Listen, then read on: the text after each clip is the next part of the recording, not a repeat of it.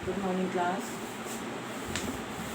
आज मैं आपको पढ़ा रही हूँ भारतीय रिविजन पढ़ा रही थी ना मैं आपको भारतीय रिविजन। तो भारतीय रिविजन में भारतवर्ष की उन्नति कैसे हो सकती है ना। मैं आपको ये पढ़ा रही थी। तो उसमें ये दिया था कि जैसे हम लोग नहीं समझते हैं कि इनको लाज भी क्यों नहीं आती। तो इसमें लिखा हुआ देखिएगा, लाज भी नहीं आती उस समय में जब इनके पुरुषों के पास कोई भी सामान नहीं था, तो ये जंगल में पत्ते और मिट्टी की कुटियों में बैठ करके बांस की लालियों से तारा तैयार बेच सकते थे। मैंने आपको कल पढ़ाया था। तो देखिए इसमें लिखा है कि आज लाखों पुस्तकें और हजारों यंत्र तैयार हैं। मतलब पहले तो बांस की लड़ियों से बनाए जाते थे, लेकिन आज मतलब हजारों यंत्र और लाखों पुस्तकें तैयार हो चुकी हैं। तब भी हम लोग निरी चुंगी के कतवार फेंकने की गाड़ी बन रहे हैं। तो निरी चुंगी के कतवार फेंकने की गाड़ी कहते हैं, निरी चुंगी के कतवार फेंकने की गाड़ी बन रहे हैं। तो कहते हैं कि निरी चुंगी के कतवार फेंकने की गाड़ी बने। कतवार में क्या होता है, जो कूड़ा करकट होता है उसे कहते हैं। तो कहते हैं कि इसमें जो है भारतेंदु हरिश्चंद्र जी ने मतलब अकर्मण्य होने की अपेक्षा, उन्होंने कहा है कि भारतीयों के अकर्मण्य होने को उनकी उपेक्षा के कारण प्रस्तुत किया है। मतलब जो उनकी अकर्मण्यता तो है ही, मतलब आलसी तो भारतीय लोग हैं, लेकिन उसके साथ में उनकी उपेक्षा भी है। मतलब वो उस काम को करना भी नहीं चाहते हैं, मतलब उसकी तरफ ध्यान ही नहीं देते हैं कि हमको ये काम भी करना है। तो कहते हैं कि भारतीय प्रसंग में ऐसे लिखा जाता है कि भारतीयों के अकर्मण्य होने को उनकी उपेक्षा के कारण के रूप में, उनकी उपेक्षा के रूप में प्रस्तुत किया गया है। ठीक है। तो कहते हैं कतवार फेंकने की गाड़ी बन रही है। तो इसमें क्या है कि हमारे पूर्वजों ने, हमारे जो पूर्वज थे, उन्होंने साधनों के अभाव में ऐसे वैज्ञानिक चीज़ों का आविष्कार कर दिया, ऐसे वैज्ञानिक चीज़ों का आविष्कार किया जो आज के साधन संपन्न वैज्ञानिक युग में भी उसकी प्रामाणिकता को सिद्ध करते हैं, उसकी प्रामाणिकता को सिद्ध कर देते हैं। मतलब उन्होंने ऐसे वाद्य यंत्र तैयार किए थे, बांस की नालियों से, है ना, तैयार किए थे। तो वो कहते हैं कि आज भी मतलब उसकी प्रामाणिकता को वो सिद्ध कर देते हैं। जैसे हम दूरबीन उन्होंने बनाई, है ना, प्रसिद्ध तारों की गणना की, और आज सारे संसार में उन्नति, कहते हैं आज सारे संसार में उन्नति की दौड़ में ये पीछे रह गए। किंतु ऐसे समय में भारतीय, जब सारा देश जो है आगे की ओर बढ़ रहा है, लेकिन भारतीय लोग जो था, क्या भारतीय लोग अकर्मण्य होकर के बैठ गए हैं। वो मतलब आज काम करना वो नहीं चाहते हैं। हमारे जो पुराने पुरखे हैं, जो कोई हम अपने जो हमारे जो पूर्वज हैं, पुराने पूर्वज, मतलब पूर्वज किसे कहते हैं, जो पुराने लोग होते हैं, पुरानी पीढ़ी के लोग होते हैं। तो हमारे जो आज यदि हम अपने पूर्वजों से इस बात की सीख नहीं ले रहे हैं, तो कहते हैं साधनों के अभाव में अपने ज्ञान और विज्ञान का सारे संसार में उन्होंने लोहा मनवाया। मतलब पूर्वजों ने लोहा मनवाया, इसलिए उन्होंने दूरबीन बनाई बांस की नालियों से, जो आज भी उसकी प्रामाणिकता को सिद्ध करते हैं। लेकिन आज जो भारतीय हैं अपने पूर्वजों से कोई सीख नहीं ले रहे हैं, लेकिन आज मतलब पूर्वजों से कोई भी सीख नहीं ले रहे हैं। और उन्होंने क्या किया, ऐसे में हम अपने पुरखों की भांति ज्ञान के नित्य नए रहस्यों और स्रोतों को खोल करके कर्मण्यता और हमें ज्ञान की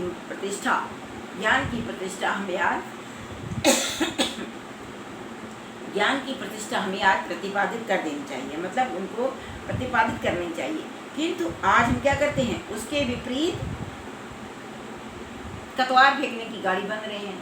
कतवार मतलब सरकारी जो गाड़ी आती है कूड़ा करकट उठाने की, तो हम सरकारी कूड़े की भांति हो गए हैं, जिससे जब चाहे कूड़ा करके, जिससे मतलब क्या होता है, जिससे जब चाहे उसमें जा करके कूड़ा, गाड़ी खड़ी होती है कूड़ा करकट वाली की बाहर, जैसे सरकारी गाड़ियाँ खड़ी हो जाती हैं यहाँ करके, तो खड़ी रहती है। तो लोग क्या कहते हैं, जब मन आए दोपहर को, शाम को, सुबह, जब मन आए उसमें जा करके कूड़ा फेंक देते हैं। और कहते हैं कि इसलिए हमें उन महापुरुषों के चरित्र से प्रेरणा लेकर के स्वयं को विश्व गुरु के पद पर प्रतिष्ठित करना चाहिए। और ये सब काम किससे हो रहा है? हमारी अकर्मण्यता के कारण। हम अकर्मण्य हो गए हैं, हम आलसी हो गए हैं, हम समय पर काम करना नहीं चाहते हैं। हम अपने पूर्वजों को, मतलब जो हमारे पूर्वज हमारे लिए इतना सब कुछ हो गए हैं, उन्होंने बनाया है, उनकी चीज़ें जो उन्होंने बनाई हैं आज भी उसकी प्रमाणिकता वो मतलब प्रमाणिक है, वो सिद्ध प्रमाणिकता सिद्ध करते हैं कि ये चीज़ें सही हैं। लेकिन आज भारतीय क्या कर रहे हैं? आज भारतीय बिल्कुल आलसी हो गए हैं। वो ठीक उसी प्रकार से हो गए हैं जिस प्रकार से कोई सरकारी गाड़ी होती है, तो सरकारी गाड़ी जब खड़ी होती है तो सरकारी गाड़ी में जब कोई मंत्री आता है वहाँ पर आकर के कूड़ा फेंक देता है, कूड़े को फेंक देता है। इसलिए हमको वो नहीं बनना है। लेकिन आज भारतीय वही बन चुके हैं, मतलब सरकारी गाड़ी बन चुके हैं जहाँ पर जब मर्जी आता है लोग कूड़ा फेंक देते हैं आकर के। तो क्या करने, हमें अपने महापुरुषों के चरित्र से प्रेरणा लेनी चाहिए और स्वयं को विश्व गुरु के पद पर प्रतिष्ठित होना चाहिए। विश्व गुरु के पद पर हमें प्रतिष्ठित होना चाहिए। देखिए आगे लिखा है, जापानी टटुओं को हाँकते हुए दौड़ते देख करके हमें लाज भी नहीं आती है। कहते हैं जापानी जो लोग होते हैं, हमने एक बार बताया, पैका भी कुछ समझाया था कि जो जापानी लोग होते हैं, जापान जो था मतलब पूरे विश्व में सबसे पीछे था, है ना। तो जापानी जो हैं सभी देशों की उन्नति, मतलब जापान जो है सभी देशों की अपेक्षा ये उन्नति की दौड़ में सबसे पीछे चल रहे थे। लेकिन आज उन्नति की दौड़ में जापानी लोग जो हैं घोड़ों की भांति, इस प्रकार से घोड़ा सरपट तेज चाल से दौड़ता है, उसी प्रकार से घोड़ों की तीव्र गति से आज ये दौड़े जा रहे हैं। जापान जो है, जापान देश जो होता है शारीरिक शक्ति में अन्य देशवासियों की अपेक्षा कमज़ोर समझे जाते हैं। समझाया? मतलब जापानी लोग जो हैं उन्नति की दौड़ में जिस प्रकार से घोड़ा सरपट दौड़ता है, ठीक उसी प्रकार से उन्नति की दौड़ में तेज़ी से दौड़ते जा रहे हैं। जापानी लोग जो हैं अन्य देशों की अपेक्षा शारीरिक शक्ति में बहुत ही कमज़ोर समझे जाते हैं। इसलिए यहाँ पर लेखक जो है जापानियों की संज्ञा दे रहा है। कहते हैं ना, जापानी टटुओं की दौड़ते हुए देख करके भारतीयों को लाज भी नहीं आती है। तो मतलब टट्टुओं की तरह दुर्बल होते हुए भी, टट्टू होता है तो टट्टुओं की तरह वो आज दौड़े जा रहे हैं। उनको देख करके लाज भी भारतीयों को नहीं आती है। कहते हैं वे शक्ति और सामर्थ्य के अनुरूप वे दिन पर दिन आगे बढ़ते जा रहे हैं। जापानी जो लोग जो होते हैं आलस्य में विश्वास नहीं करते हैं, आलस्य को नहीं मानते हैं। वे क्या है, वे पूर्ण रूप से सजग हैं। अपनी शारीरिक दुर्बलता को ध्यान में रखते हुए भी आज वे उन्नति की मार्ग की ओर प्रशस्त होते जा रहे हैं। लेकिन हमारा जो भारत देश है, भारतवासियों को अपने आलस्यपन पर और निकम्मेपन पर कम से कम लाज आनी चाहिए, लज्जा आनी चाहिए। और इसका मतलब है कि भारतीयों को जापानियों से प्रेरणा भी लेनी चाहिए। कहते हैं कि जापानी लोग जो होते हैं उन्नति की दौड़ में, समझिएगा, जापानी लोग उन्नति की दौड़ में सबसे आगे बढ़ते जा रहे हैं। जापानी लोग जो होते हैं, कहते हैं शारीरिक शक्ति में अन्य देशों की अपेक्षा बहुत कमज़ोर समझे जाते हैं, दुर्बल समझे जाते हैं। लेकिन जापानी लोग जो होते हैं ये आलसीपन पर, मतलब आलस में और अकर्मण्यता पर ये विश्वास नहीं करते हैं, और ये दिन पर दिन उन्नति की दौड़ में आगे बढ़ते जा रहे हैं। लेकिन भारतीय लोग जो हैं अपने आलस्य और निकम्मेपन पर मतलब इतने निकम्मे हैं, इतने आलसी हैं कि इन्हें जापानियों को देखकर जरा भी लाज भी नहीं आती। उन्हें देख करके मतलब कुछ तो लज्जा आनी चाहिए और इन्हें जापानियों से प्रेरणा भी लेनी चाहिए कि जिस तरह वो उन्नति की दौड़ में आगे बढ़ते जा रहे हैं, उसी प्रकार से हमें भी अपने आलस्य और निकम्मेपन को छोड़ करके आगे बढ़ना चाहिए। ठीक, अब देखिएगा लिखा है इसमें, भगवान कहते हैं कि पहले तो मनुष्य का जन्म ही बड़ा दुर्लभ है। मनुष्य का जन्म जो है बहुत ही दुर्लभ होता है। मतलब मनुष्य का जन्म बहुत मुश्किल से, करोड़ों कहते हैं बहुत कितनी योनियों के बाद में ईश्वर का मतलब मनुष्य का जन्म मिलता है। ईश्वर जो है मनुष्य का जन्म देता है ना। उन पर गुरु की कृपा और उस पर मेरी अनुकूलता, इतना सामान पाकर भी जो मनुष्य इस संसार सागर से पार ना जाए, उसको क्या कहें, उसको आत्महत्यारा कहना चाहिए। वही दशा इस समय हिंदुस्तान की। समझाया? कहते हैं, भगवान कहते हैं कि पहले तो मनुष्य का जन्म ही बड़ा दुर्लभ है, और उसके बाद में उस मनुष्य के ऊपर गुरु की कृपा हो जाए, उस मनुष्य के ऊपर गुरु की यदि कृपा हो जाए, गुरु की दया हो जाती है, तो क्या करना चाहिए? तो तब भी, उसके बाद भी वो इस भवसागर से पार ना उतर पाए, तो उसे क्या कहना चाहिए? तो उसे आत्महत्यारा, मतलब अपने आप को मार देना, अपने आप को मार देना, तो उसे आत्महत्यारा ही कहना चाहिए। तो कहते हैं वही, यही दशा इस समय किसकी हो रही है? वही दशा आजकल हिंदुस्तान की हो रही है कि भगवान ने हाथ पैर सब कुछ दे दिया है, लेकिन व्यक्ति जो है आलस से, मतलब गुरु की कृपा हो जानी, मतलब मनुष्य का जन्म मिल जाना, और उसके बाद में भी मनुष्य का जन्म, मनुष्य ईश्वर की कृपा मिल गई, ईश्वर की कृपा मतलब ईश्वर की कृपा मिल गई, ये सब कुछ दे दिया वो ईश्वर ने, अब उसके बाद में आलस्य और निकम्मापन है, तो उसे क्या कहते हैं? उसे आत्महत्यारा ही कहना चाहिए कि अपने आप को स्वयं ही मार देना। मतलब तो उन्हें चाहिए कि आलस्य और निकम्मेपन को छोड़ करके हमें दिन पर दिन आगे बढ़ना चाहिए। तो वही दशा जो है आज हमारे हिंदुस्तान की हो रही है। तो कहते हैं बहुत लोग ये कहेंगे कि इनको, हमको पेट के धंधे के मारे छुट्टी नहीं रहती है, बाबा हम क्या उन्नति करें? कई लोग कहते हैं कि सारा दिन तो धंधा करते रहते हैं, अपना काम धाम करते रहते हैं, तो बताइए हम अपने देश की उन्नति कैसे करें, उसको मतलब प्रोग्रेस कैसे करें? तो तुम्हारा पेट भरा है, कहते हैं तुम्हारा पेट भरा है, तुमको दूर की सूझती है, यह कहना बहुत बड़ी भूल है। इंग्लैंड का पेट भी कभी यूं ही खाली था, उसने एक हाथ से अपना पेट भरा, दूसरे हाथ में उन्नति के कांटों को साफ किया। क्या इंग्लैंड में किसान, खेत वाले, गाड़ी वाहन, मजदूर और कोचवानाथ नहीं है? किसी देश भी सभी पेट भरे हुए नहीं होते हैं, किंतु वे लोग जहाँ खेत बोते हैं, जोतते हैं, वहीं उनके साथ ये भी सोचते हैं कि ऐसी कौन ऐसी नई कार बनाए या मसाला बनावे जिससे इस खेत में आगे से अधिक अन्न। समझा क्या? कहते हैं कि कई लोग ये कहते हैं कि हम तो सारा दिन धंधा करते रहते हैं, तो बताइए हम देश की उन्नति कैसे करें? तो कहते हैं इंग्लैंड जो था, इंग्लैंड का पेट भी एक दिन खाली था, मतलब खाली था, उसका पेट भरा हुआ नहीं था, मतलब उसके पास इतने सुख साधन संपन्न नहीं थे, लेकिन उसने क्या किया? एक हाथ से उसने अपना पेट भरा, और दूसरे उसने क्या किया? उन्नति के जो कांटे थे, उन्नति के मार्ग में जो कांटे मतलब आ रहे थे, मतलब जो अवरोध उत्पन्न हो रहे थे, विषम परिस्थितियाँ उत्पन्न हो रही थी। कांटे का मतलब कांटे नहीं होता है, कांटे के मतलब होता है जो जटिल परिस्थितियाँ आ जाती हैं, उन्नति के मार्ग में जो बाधक होते हैं। तो उसने क्या किया? दूसरे हाथ से उनको साफ किया, उनको हटाया। तो क्या कहते हैं? क्या इंग्लैंड में किसान नहीं है, खेत वाले नहीं हैं, या गाड़ीवान नहीं है, कोचवान नहीं है? सभी तो हैं। तो कहते हैं जो ये छोटे लोग होते हैं, क्या इन लोगों के पेट भरे हुए होते हैं? इन लोगों के पेट भरे हुए नहीं होते हैं, मतलब इनके पास इतना धन और पैसा नहीं होता है, लेकिन किंतु वे लोग क्या करते हैं? खेत को जोतते भी हैं, बोते भी हैं, और उनके साथ में ये भी सोचते हैं कि हम कौन सा ऐसा बीज बोएं, हम इस खेत में कौन सी ऐसी मतलब खाद डाल दें कि जिससे कि हमारा ये खेत जो है, मतलब हमारी जो फसल है, दिन दुगनी रात चौगनी बढ़े। तो मतलब उससे क्या होगा? हमारे देश की उन्नति होगी ना, तो उससे हमारे देश की उन्नति होगी। तो विलायत में गाड़ी के जो कोचवान होते हैं, वो भी अखबार पढ़ते हैं। क्या करने के लिए?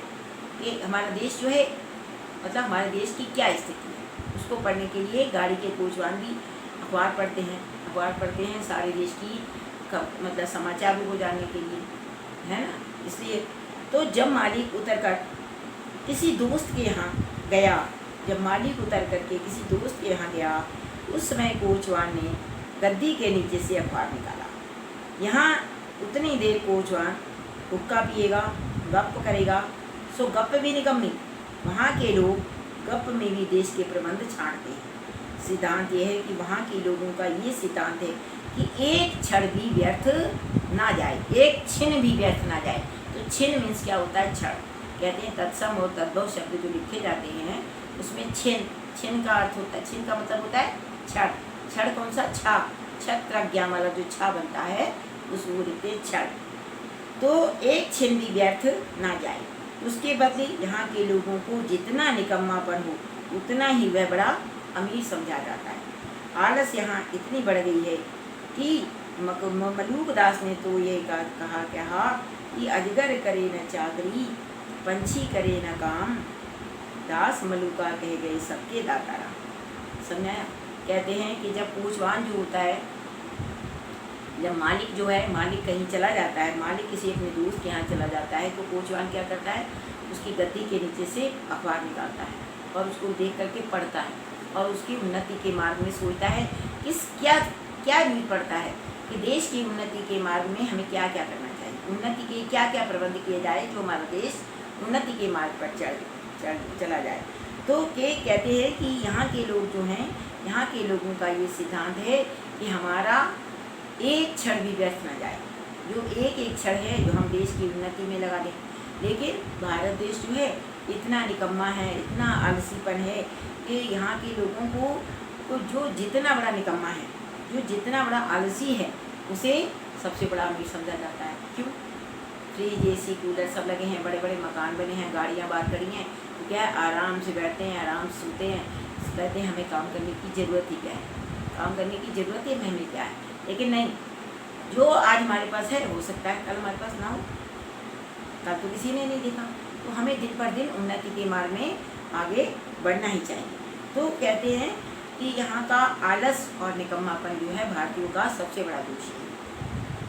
तो चारों ओर कहते हैं आँख उठा करके देखो, चारों ओर आँख उठा करके देखिए, कहते हैं चारों ओर आँख उठा करके देखिए, बिना काम करने वालों की ही चारों ओर बढ़ती है। रोजगार कहाँ, कुछ भी नहीं, रोजगार कहीं भी कुछ भी नहीं होते हैं, चारों ओर दरिद्रता की आग लगी हुई है। इसी ने बहुत ठीक कहा है, दरिद्र कुटुंबी इसी तरह अपनी इज्जत को बचाता फिरता है कि जिस जैसे लाजवती बहू फटे कपड़ों में अपने अंगों को छिपाए रखती है, वही दशा आज हिंदुस्तान की है। कहते हैं कि देखिए, दरिद्र कुटुंबी इस तरह अपनी इज्जत को बचाता है जैसे लाजवती बहू अपने कपड़ों में अपनी इज्जत को, मतलब अपने अंगों को छुपाए रहती है। तो कहते हैं भारतेंदु ऋषियन जी ने इसमें ये बताया है, कर्तव्य निष्ठा की भावना से व्याकुल होकर के, मतलब भारतेंदु जी जो हैं, भारतीयों में जो कर्तव्य निष्ठा की भावना है उसको समाप्त होते हुए, भारतीयों में कर्तव्य निष्ठा की जो भावना है उसको समाप्त होते हुए देख करके वो कहते हैं कि देश में चारों ओर, लिखा है देश में चारों ओर दरिद्रता की आग लगी हुई है। तो दरिद्रता मतलब चारों ओर भारतीयों में निकम्मेपन और आलस्य वाले लोगों की जो है, आलसी लोगों की जो संख्या जो है वो दिन पर दिन बढ़ती जा रही है। रोजगार क्या हो गई, रोजगार तो समाप्त हो चुके हैं और लोग क्या कर रहे हैं, भाग्य के भरोसे बैठे हुए हैं। लोग भाग्य के भरोसे बैठे हैं कि हमें कुछ मिलना होगा तो मिल जाएगा, किस्मत, हमारी किस्मत में जो होगा वही होगा, लेकिन काम नहीं करना है। तो जब आप काम नहीं करेंगे तो बताइएगा आगे देश बढ़ेगा कैसे। मान लीजिए आप किसी गड्ढे में गिर गए, गड्ढे में गिरने के बाद में जब आप किसी को आवाज़ के लिए पुकारेंगे, मान लीजिए कोई आ भी जाता है आपकी सहायता करने के लिए, आपकी हेल्प करने के लिए कोई आता है, लेकिन जब तक गड्ढे में गिरकर अपने हाथ ऊपर नहीं करेंगे तो वो जो निकालने वाला भी आपको किस तरह निकालेगा। जब तक आप स्वयं आगे नहीं बढ़ेंगे तब तक आपका कुछ भी नहीं होगा। कहते हैं कि काम करो, कर्म करिए और फल तो मिलेगा ही मिलेगा। ऐसा नहीं है कि फल ना मिले, फल तो मिलेगा ही।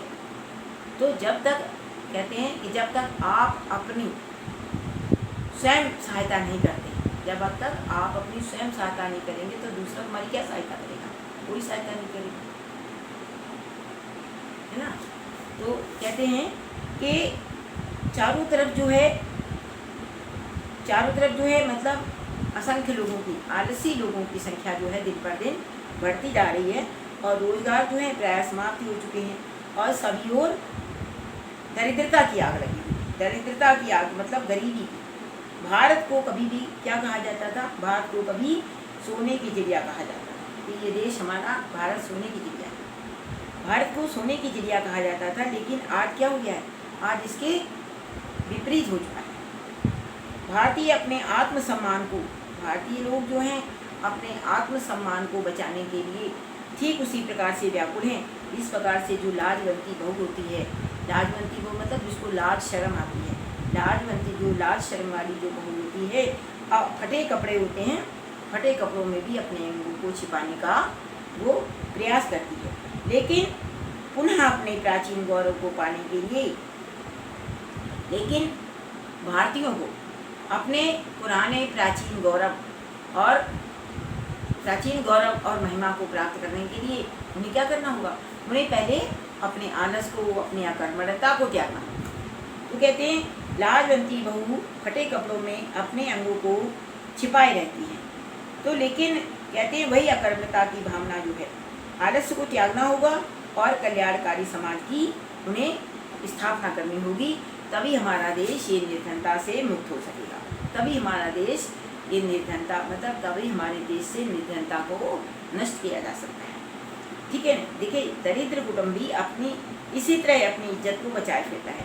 जैसे मान लीजिएगा ये आपको गद्यांश आ जाता है लिखने के लिए। मान लीजिए कभी जब पेपर होते हैं तो ये गद्यांश दे दिया जाता है कि चारों ओर आंख उठा करके देखिए। तो इसमें जो यूपी बोर्ड वाले होते हैं उनमें इसमें नीचे अंडरलाइन कर दी जाती है। जैसे ये लिखा है दरिद्र कुटुंबी, लिखा है ना, अपने अंगों को छिपाए रहती है। मान लीजिए इसमें हम अंडरलाइन कर देते हैं, तो अंडरलाइन में आपको जो मैं बता रही हूँ आपको बस उतना ही लिखना होता है, पूरे का आपको अर्थ नहीं लिखना होता है।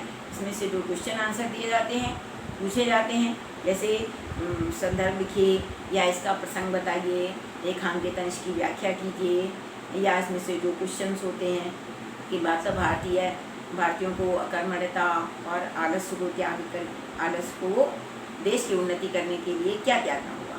तो भारतीयों को क्या त्यागना होगा?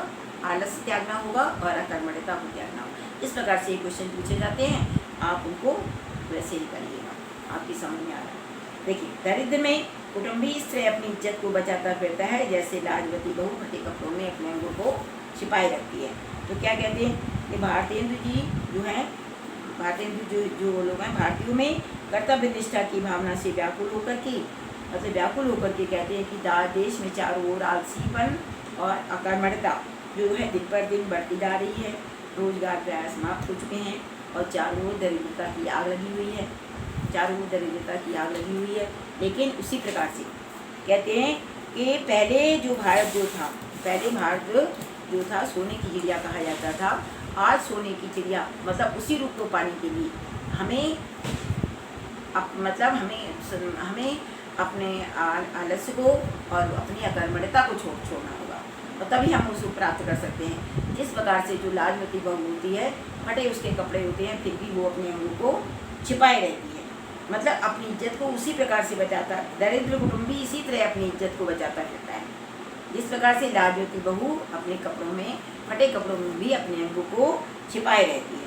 तो कहते हैं भारत को कभी सोने की चिड़िया कहा जाता था, लेकिन भारत जो है आज ठीक इसके कैसे हो गया है, विपरीत हो गया है। भारतीय अपने आत्मसम्मान को बचाने के लिए उसी प्रकार से प्रयासरत हैं, उसी प्रकार से उन्हें प्रयास करना चाहिए जिस प्रकार से वो लाजवती बहू अपने अंगों को छिपाई रहती है। वही दशा आगे देखिएगा, लिखा है वही दशा आज हिंदुस्तान की है। मनुष्य दिन पर दिन बढ़ते जा रहे हैं, मनुष्य दिन बढ़ते जाते हैं और रुपया दिन पर दिन कम होता जाता है। सो अब बिना पैसा उपाय किए तो काम चलेगा नहीं कि रुपया भी बढ़े और यह रुपया बिना बुद्धि के भी बढ़ जाए।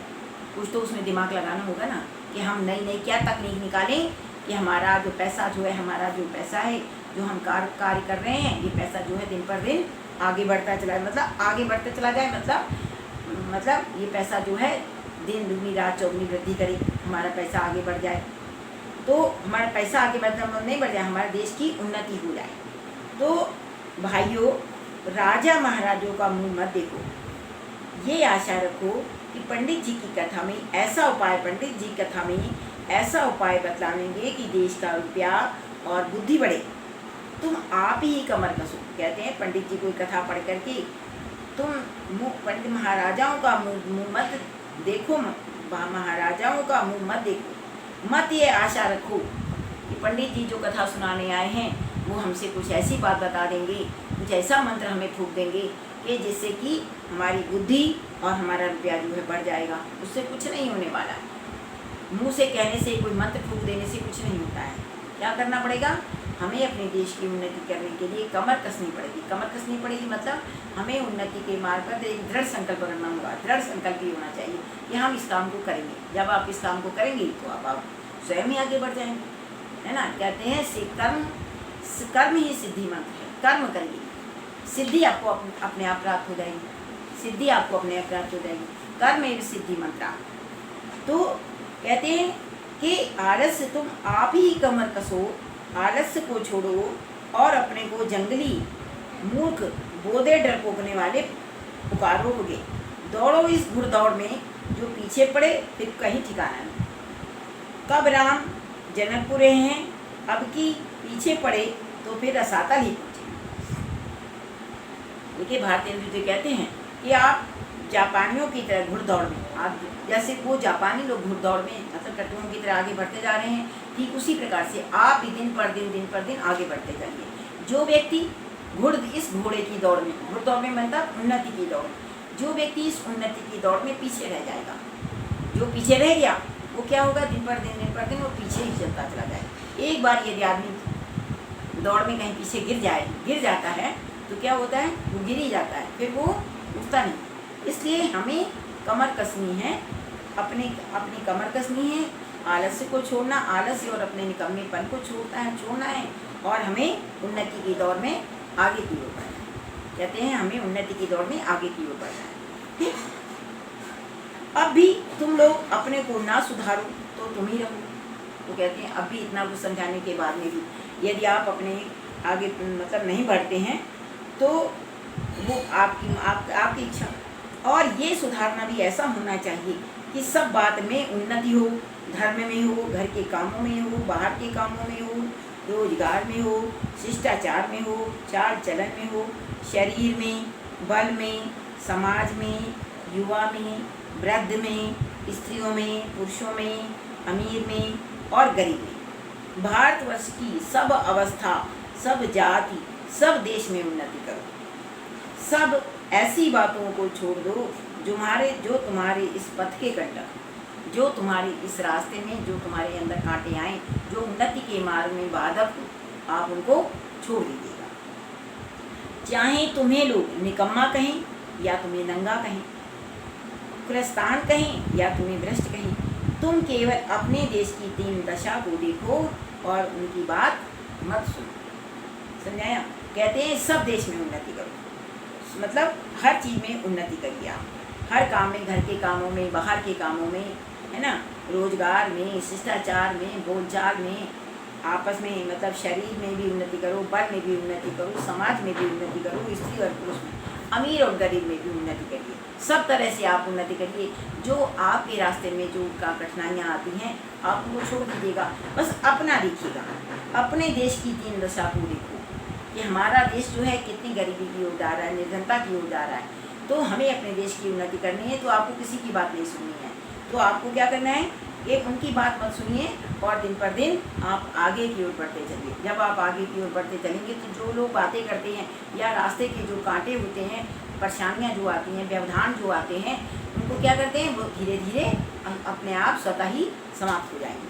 धीरे धीरे वो व्यवधान जो होते हैं, मतलब कठिनाइयाँ जो आती हैं रास्ते में, अपने आप ही समाप्त हो जाती हैं। ठीक है ना, व्यवधान जो है अपने आप ही समाप्त होते चले जाते हैं और हम उन्नति के मार्ग में प्रशस्त होते चले जाते हैं। ठीक, तो जो लोग अपने को देश ही तैसी लगाते हैं, वे अपने सुख को होम करके, अपने धन और मान का बलिदान करके कमर कस के उठो। कहते हैं जो लोग अपने को देश का हितैषी बताते हैं कि हम देश के हित में कार्य करते हैं, हम देश का मान सम्मान रखना चाहते हैं, तो वे क्या करें, अपने सुख को होम कर दें। अपने सुख को, जो उनके सुख हैं उनको, जो हम लोग अग्नि में, हवन कुंड में क्या करें, उसमें होम कर दें, मतलब हम उसकी अपने सुखों को समाप्त कर दें, जला दें। और क्या करें, अपने धन का और मान का बलिदान कर दें और कमर कस दें। कमर कस करके उठ जाए। देखा देखी थोड़े दिन में सब हो जाएगा। अपनी खराबियों के मूल कारणों को खोजो। कोई धर्म की आड़ में, कोई देश की चाल की आड़ में, कोई सुख की आड़ में छिपे हुए हैं। उन चारों को वहाँ से पकड़ करके लाओ उनको बांध करके कैद करो। इस समय जो जो बातें तुम्हारी उन्नति पथ का काटा हो उनकी जड़ खोद करके फेंको, उनको नष्ट कर दो। कहते हैं कि जो लोग अपने को देश हितैषी लगाते हैं उनको चाहिए कि अपने सुखों का होम कर दें, अपने सुखों का त्याग कर दें और क्या कर दें, और अपने धन और मान का बलिदान करके कमर कस करके उठ जाएं। और देखा देखी क्या होगा, आप काम करेंगे तो आपको देख करके कोई दूसरा भी कार्य करेगा, जब उसको देख करके कोई और लोग देखेंगे तो और भी कार्य करेंगे। तो धीरे धीरे जो है एक रैली बन जाती है। तो इंसान व्यक्ति जो होता है अपने आप ही उन्नति के मार्ग में आगे बढ़ता चला जाता है। तो कहते हैं कि कोई जो है धर्म की आड़ में काम करता है, कोई देश की चाल की आड़ में करता है, कोई सुख की आड़ में देश को नुकसान पहुंचाते हैं। तो कहते हैं उन चारों को क्या करो, वहाँ से पकड़ करके ले आओ, उनको खोजो और उनको बांध करके कैद कर लो, बांध करके कैद कर लो मतलब उनको पकड़ करके लाओ और उनको इस बात का ज्ञान दो। और जो तुम्हारे उन्नति पथ का कांटा है उनकी जड़ खोद करके रखो। मतलब जो लोग देश हितैषी नहीं हैं, जो लोग क्या हैं, देश का जो बुरा चाहते हैं, देशद्रोही हैं, मतलब देशभक्त नहीं है वो देशद्रोही हैं। चाहे वो धर्म की आड़ में, धर्म होता है, धर्म की आड़ में काम करते हैं। धर्म चल रहा है, हम तो भगवान की पूजा पाठ कर रहे हैं, उसके अंदर अंदर क्या क्या करते हैं, है ना। मौलवी लोग होते हैं और वो क्या नहीं, हिंदू मंदिरों में भी बहुत कुछ होता है, मस्जिदों में भी